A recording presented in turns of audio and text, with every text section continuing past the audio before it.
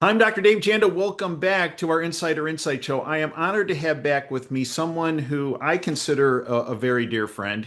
I'm not sure he feels the same, but about me, but he is a very dear friend and someone I was actually first exposed to when I was asked to work as a advisor consultant on healthcare policy during the Reagan administration, and my boss was the Surgeon General C. Everett Koop, and I wasn't there very long when he said, Dave, there are very few people that are associated with government that you should listen to.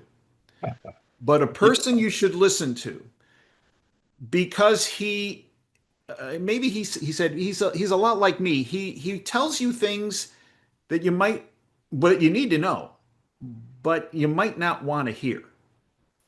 And he goes, too few people in Washington are like that. They just go along to get along and to pursue their climb up a ladder. And he said Paul Craig Roberts at Treasury is someone who's not about climbing a ladder. He's about doing the right thing. And I have to say there are very few people Dr. Koop, at least in my presence, ever gave that type of endorsement to. And Dr. Roberts has stood the time in his incredible impact on educating and empowering every person willing to listen. And in the process, he's benefited millions of people around the world on the freedom front. For those of you not familiar with Dr. Roberts, he has careers in scholarship, academia, journalism, public service, as well as business. His website is fantastic, chock full of great information, paulcraigroberts.org. Dr. Roberts has held academic appointments at Virginia Tech, Tulane, University of New Mexico, Stanford, where he was senior research fellow in the Hoover Institution, George Mason University, and Georgetown University, where he held the William E. Simon Chair in Political Economy in the Center for Strategic and International Studies. As I mentioned, Dr. Roberts was Assistant Secretary of the Treasury for Economic Policy in the Reagan administration and Associate Editor of the Wall Street Journal. PaulCraigRoberts.com. My privilege, pleasure, and honor to welcome back Dr. Paul Craig Roberts. Dr. Roberts, welcome back. well, David, I really appreciate that introduction. I wish you would go rewrite my Wikipedia biography. The people who run Wikipedia don't like people like you. They don't. They don't like people like me. You know, and that's all I need to know. So, Dr. Roberts. Oh, gee, where do we start? We've been through a lot of late, and even prior to that. Uh, we can't. This is many people say this is an overstatement, but I think we came potentially close to not just nuclear war, but a potential apocalypse if things had spun out of control. But out of that, and I'm not trying to be a Pollyanna, but out of that, right now, and obviously things can change, Yeah. one of the main impetus for instability in the world was what was happening in the Middle East. And one of the reasons given of why war is a good thing was, well, there are players like Iran that are developing nuclear weapons, and this is a hazard to the world. Okay. So we need to blow them up, essentially. And this has been the mantra of Netanyahu in Israel. Well, out of this entire, at times, what seemed to be a goat rodeo, uh, what we have now is reports that Iran has been neutered, if you will, on the nuclear front. And Dr. Roberts, again, maybe I'm being a Pollyanna, but the good news is let's just accept that the nuclear weapons are on ice, whatever, in Iran. It really takes away the whole reason to make the Middle East unstable through the utilization of war. Am I off on this? No, uh, I think that's absolutely right. Um, I more or less owe that insight to Gilbert Doctorow. I believe he first noticed that whether or not the Trump attack on the underground Iranian facilities was real or theater didn't really matter because it took away Netanyahu's excuse for dragging us into that war. You know, the Israelis themselves at first tried to knock out those sites and they failed. Mhm. And so they were pressuring Trump very heavily to do that. And of course, they have enormous power, and particularly in the Trump administration, which is largely Zionist in its orientation. And so Trump was, I think he had enough sense to know that starting war there had all sorts of unintended consequences. Um, Russia and China were sort of standing aside, but how long can they? If if Iran is destroyed, like we destroyed Iraq and Libya and Syria for Israel, then that's a corridor for the CIA to feed its jihadists into the Muslim republics inside the Russian Federation, and and becomes extremely destabilizing for Russia. And if we got control of the Iranian oil, then we cut China off. And this is a serious problem because they get so much of their energy from Iran. They have now big investments there. You know, they had the same thing in Libya, but we overthrew Gaddafi, so they lost all of that investments. So the consequences of pulling in that kind of opponents into that war would, you know, it's just too risky to think about. So I think what happened is Trump worked out a deal with Iran, and he's announced those things are destroyed, and the Iranians accepted the attack, and then their tit for tat was to attack our base in Qatar, but they gave us warning. We moved everything out, so there was no damage there either. Mhm. So I think the pundits should shut up and agree that Trump wiped out Right. bases. I mean, maybe he did, Yeah. but why bring, Yeah. why give Netanyahu an excuse to renew demands that eventually, given the power of the Israel lobby, will force us into Iranian war? You know, the Israel lobby has the entire Congress in their pocket. Mhm. And I'm sure the Israel lobby has the power to get Congress to declare war. So I think you're right. Let's just accept that. Um, the the situation really wasn't going well for Israel. No, it wasn't. Uh, the stress in the Western media is it was going so bad for Iran. But actually, it was going even worse for Israel. They were running out of air defense munitions. Iran was not running out of missiles to attack. And they did severe damage to Israel.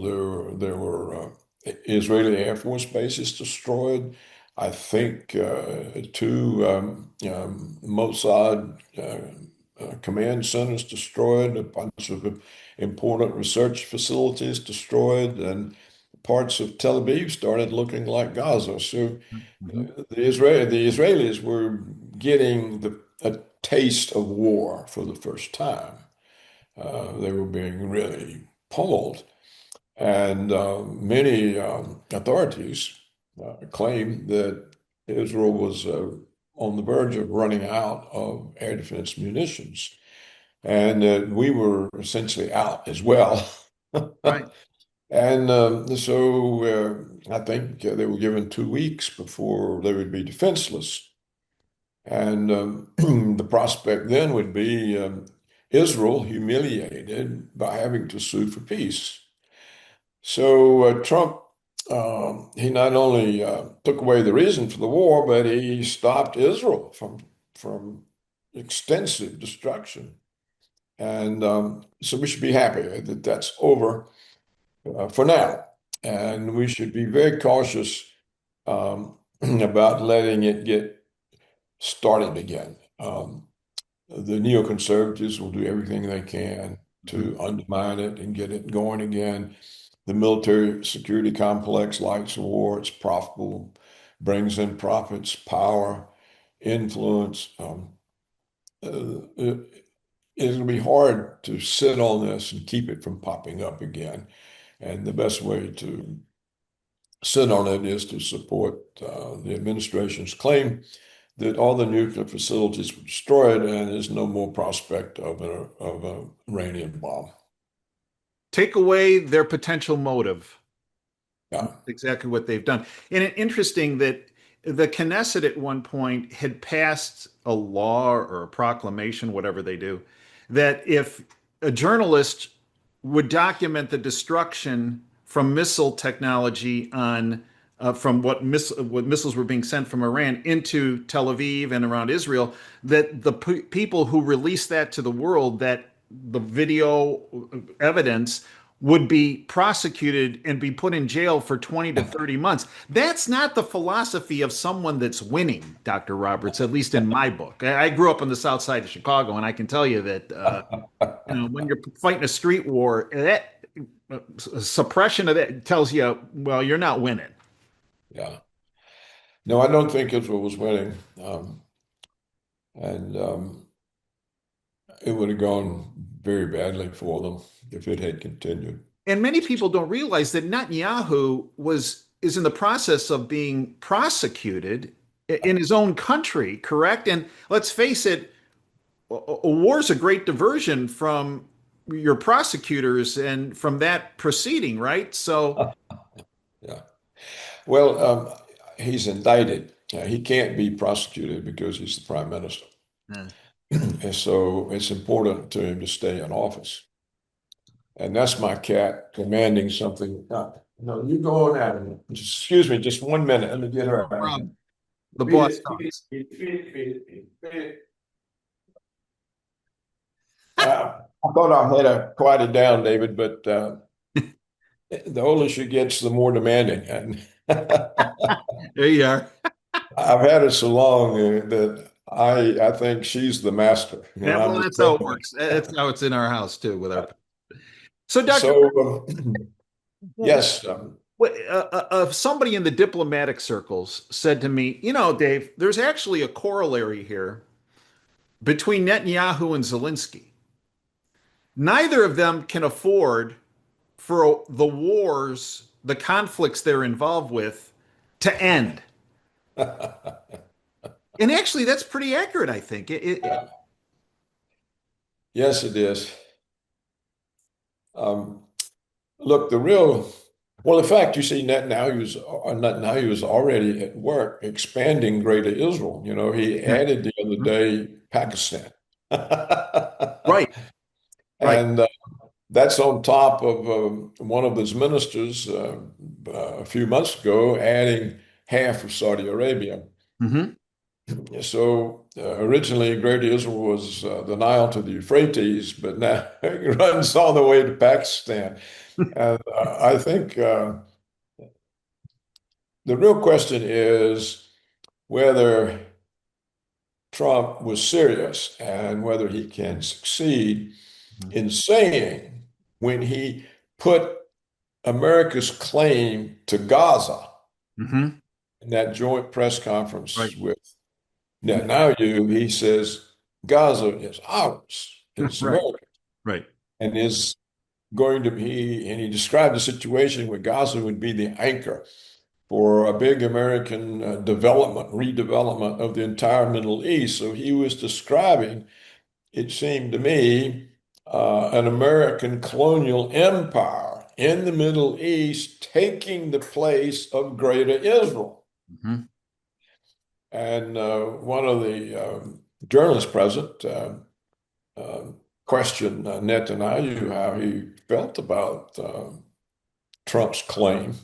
to Gaza and the Middle East, and Netanyahu didn't challenge it. He said it might be a good idea, and so if Trump's able to pull that off, uh, then we'll be back in the colony business. But it's probably better than a Greater Israel. Mhm. And and if Trump is correct, that this would be a profit sharing business, not a profit extracting like typical colonies, but that the Saudis and the Iranians and everybody would be partners. This would be a good development. I hope he is serious about that and can pull it off, and that the Zionists see good in it too and don't sabotage it.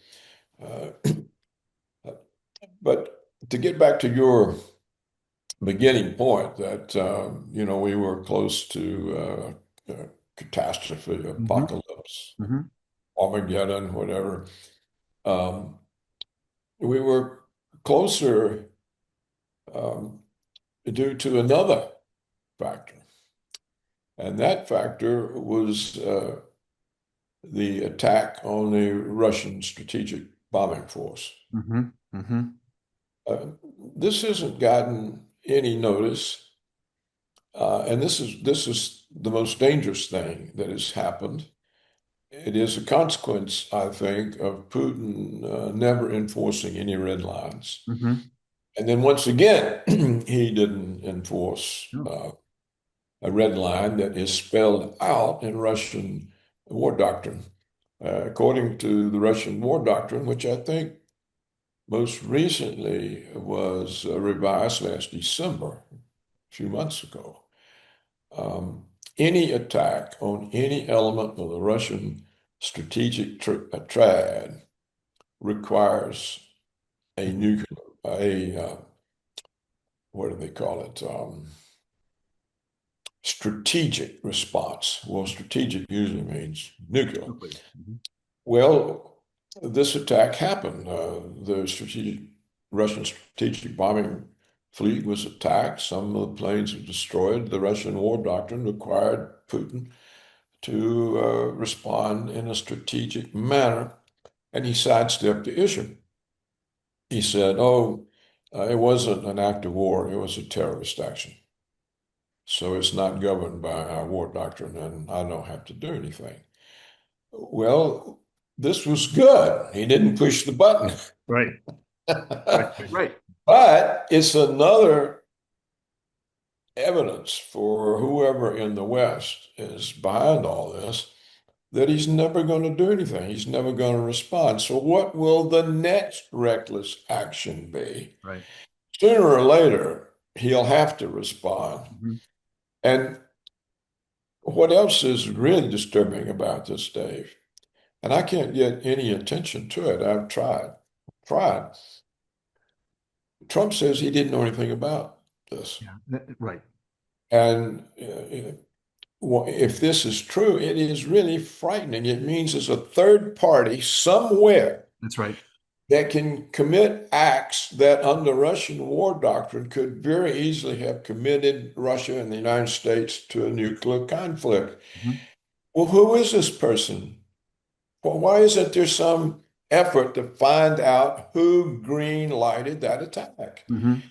This is this person is a maniac or institution or whatever. They've got to be identified and something put in place to prevent some third party outside the control of the president taking actions that, according to Russian war doctrine, require strategic response. And everybody ignores it. And they act like, oh, well, Putin didn't do anything, so it's all over. Well, no, it's whoever initiated that reckless attack now says, huh, we can do worse. Well, Mhm. we can go further. Um, you know, there's only a limited number of times that Putin can sidestep issues. That's right. That's right. and I think he's running out. And so if you got somebody out there doing these kinds of provocative things, we don't even know who it is. Right. And Trump's not interested. Congress isn't interested. The media is not interested. I can't even get the pundits talking on their shows about it. So I just wanted to bring that up because there's clearly an element out there that could produce Armageddon Right. tomorrow. And there was another episode where he appeared not to know about something that was going on. At one point, and this was before the attack on the Russian bases, President Putin was on his way to the Kursk region, and his helicopter was attacked by a drone swarm that reportedly was generated through Ukraine. They fended it off, and then Putin stepped up some attacks in Ukraine, and then Trump was out there saying, "I don't know what Putin's acting crazy. He's I don't know. He's bombing Ukraine more. He's bombing Kiev. I don't understand this." And as much as I dislike the media, somebody in the media said to him, "Well, Mr. President, they tried to assassinate him before he launched these attacks." And it was on the tarmac where this occurred. And President Trump looked at this report and goes, "What? What do you now? I mean, maybe he was acting, but I don't think he's that good of an actor to pull this." But he's like, "What? What are you talking about?" Well, they tried to assassinate him last week in his helicopter with drones, and he's going, "I didn't know about that." I mean, when was Dr. Roberts? When was the last time you heard Donald Trump say, "I didn't know about that. I didn't know that"? I mean, to me, when you add a lot of these things together, as you mentioned about, there's some blockage of information coming to him. And frankly, it was reminiscent to me of the Trump 1.0 administration with the whole COVID thing. Yeah, yeah. There's some kind of blockage of information. And boy, you've been on the inside as and my experience is the chief of staff. They talk about the auto pen problem, issue, and Biden and the Politburo around him. Well, every administration has a Politburo. That's what I think most people don't understand. But one of the people in that Politburo that is a big block for people getting into face to face with the president and also information is the chief of staff. And and I'm concerned, just as President Trump, I believe, was ill-served by all of his chief of staffs in the 1.0. I'm concerned there's a problem here in the 2.0. If he's saying, "I didn't know that Putin was potentially assassinated," he didn't know that. I don't know. Maybe I'm off on this, but Well, the bad thing is if somebody in the Trump administration green lighted that. yeah. And again, it's something that there should have been a big investigation about how this happened.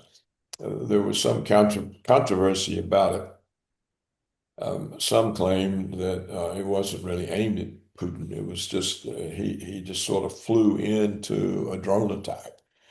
And I decided early we weren't going to find out one way or the other. So I didn't spend any time trying to come to my own conclusion of whether he just happened to fly into a drone attack or whether they actually were trying to kill him.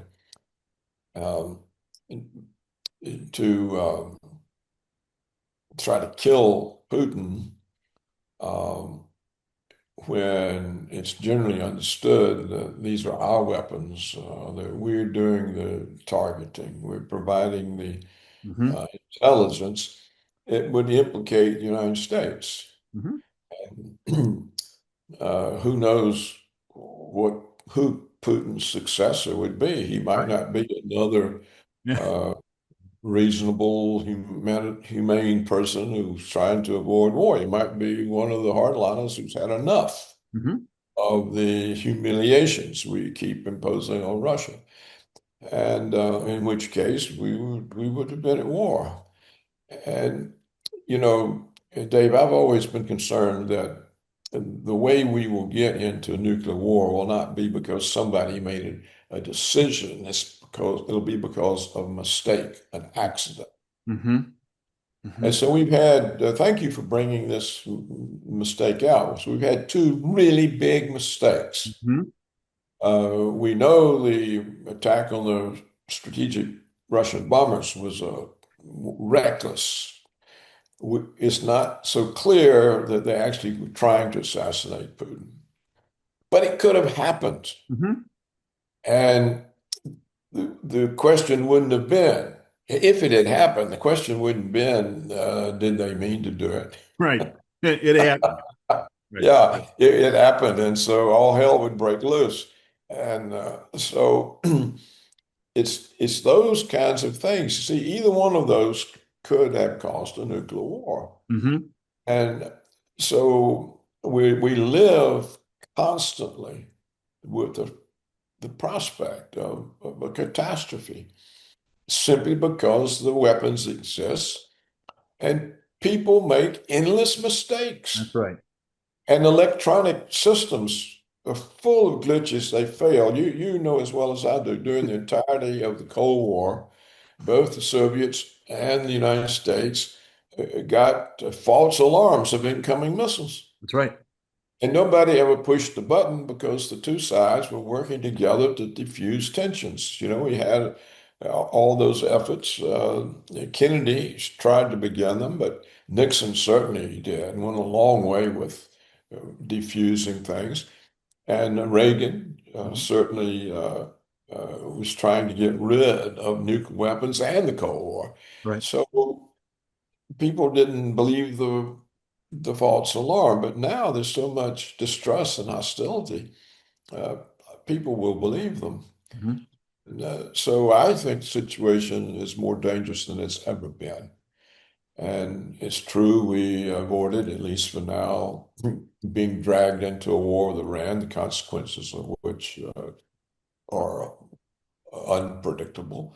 Mhm. Uh, It would be a reckless thing to do. And Trump was subjected to tremendous pressure from Mhm. the Israeli lobby and found a way to defang it. Mhm. So I think we have to admire Trump for that. That is Great. real leadership. Mhm. And it's a form of deception that we have to welcome. That's right. That's It right. avoided war. Well, and they were morphing from, independent journalist Sean Davis said, in less than a week, we've gone from, quote, Israel's surprise attack to stop nuclear development was a stunning success to, quote, the U.S. needs to drop bunker busters on Iran because the attack didn't work to, quote, the Iranian regime needs to go, end quote, to, quote, America needs to do the regime change, end quote, to, actually, we need the U.S. to nuke Iran because the bunker busters won't work, end quote. Dr. Roberts, he did diffuse that, and then they started morphing into this regime change deal. And so the question I have for you then is, so where do you always have incredible insight. You look at you assess the battlefield and you go, okay, here's where I think this is going. So give us your insight, and we'll conclude with this. Give us your insight of where you potentially think this is going to go in the Middle East. Oh, there's too many paths that could go on. Oh, I already said the best path would be an American neocolonial empire. A partnership for good. Yeah, yeah, Partnership to help people, God forbid. God, yeah. That partnership to that help. would be the best thing. Yeah. I don't think that Russia and China would tolerate regime change. No, I agree. Yeah. This, I mean, Mistake. they'll step aside from everything they possibly can, but I think that's one of those things they can't step aside. It means for Russia, they're exposed to endless turmoil, That's right. endless. Um, Because they And have folks that are in their federation that yeah, are essentially petri dishes for the CIA to work their mojo. that's exactly right. We tried that earlier with the Yeah, Chechen. right. Putin overcame that, and now they're fighting for Russia and Ukraine. Um, so the Russians can't accept that. Even if Putin can accept it, the Russian government can't No. accept it, and China can't accept it. It's just uh, you're not. They're very much aware of how Roosevelt isolated Japan from oil and forced a war. That's right. And they don't want to find that uh, they don't have any energy.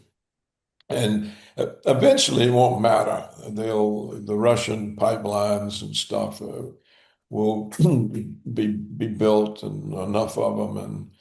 But for now, it's an existential threat to China to be cut off from oil. So um, they can't accept that. So if for reasons, the United States government overlooks that and tries some kind of regime change, I think that will bring a real conflict.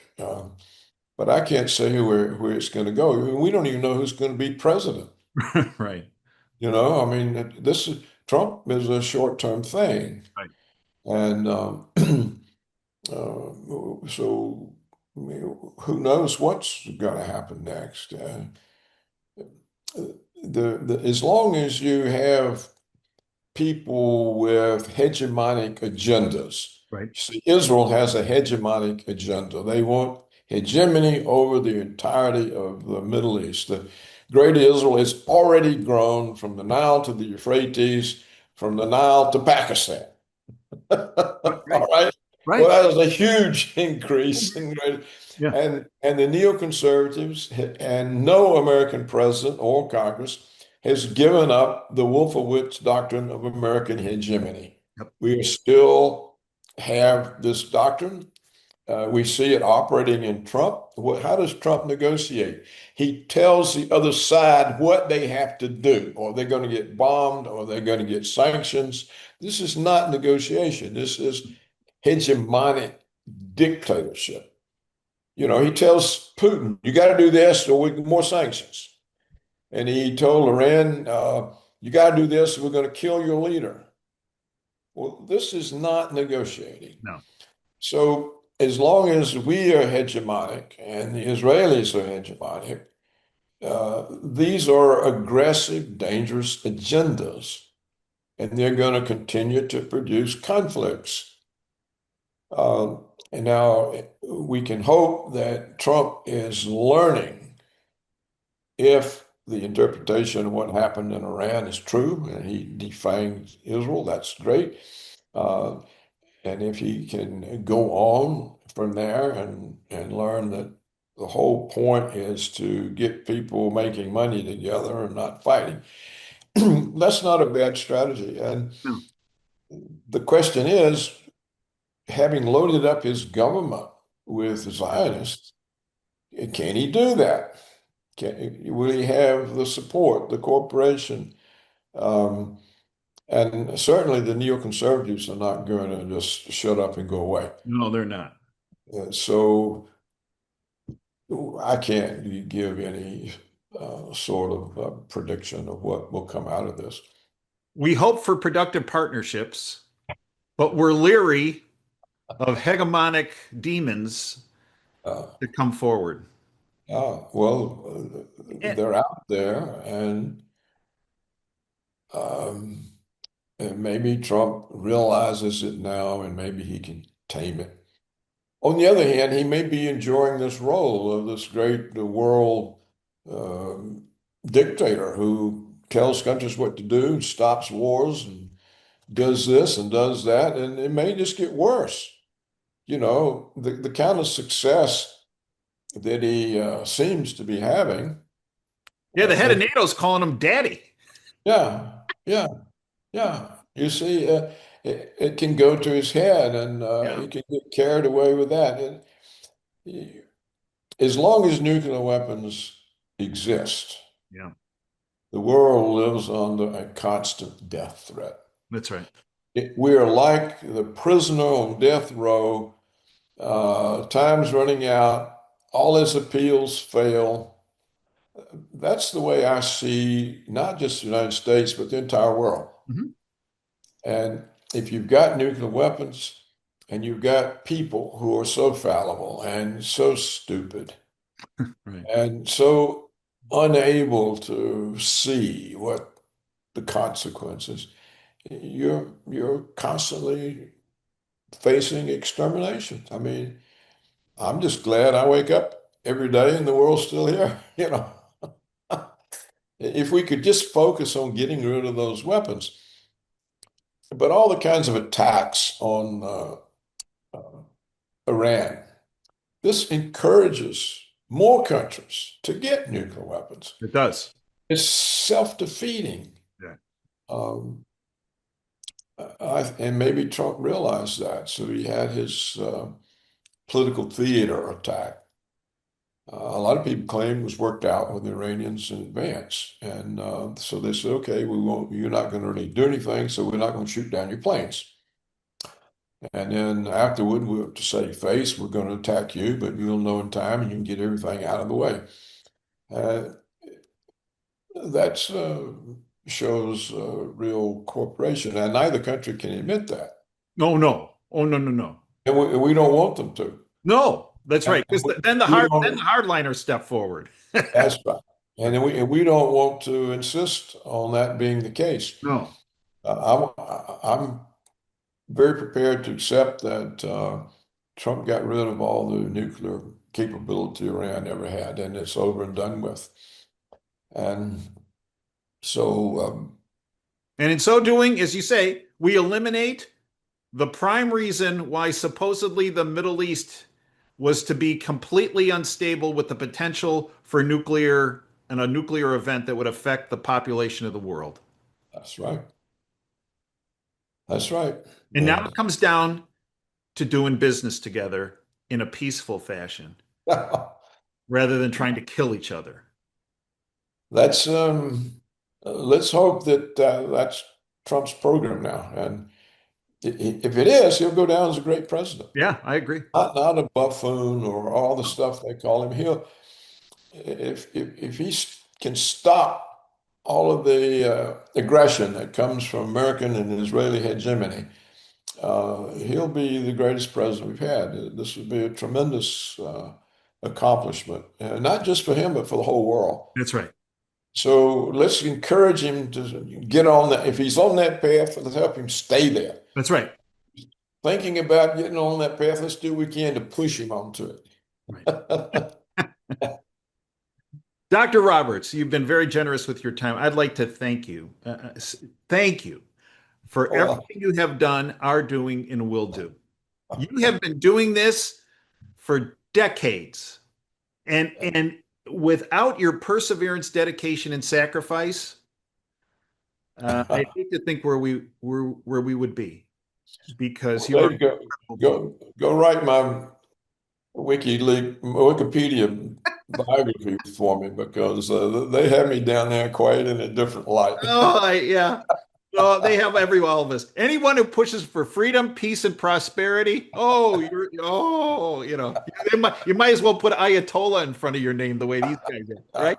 All So right. I thank you, sir. You have always been there for not just the American public, but the world public. And I thank you for your perseverance, dedication, and sacrifice. PaulCraigRoberts.org.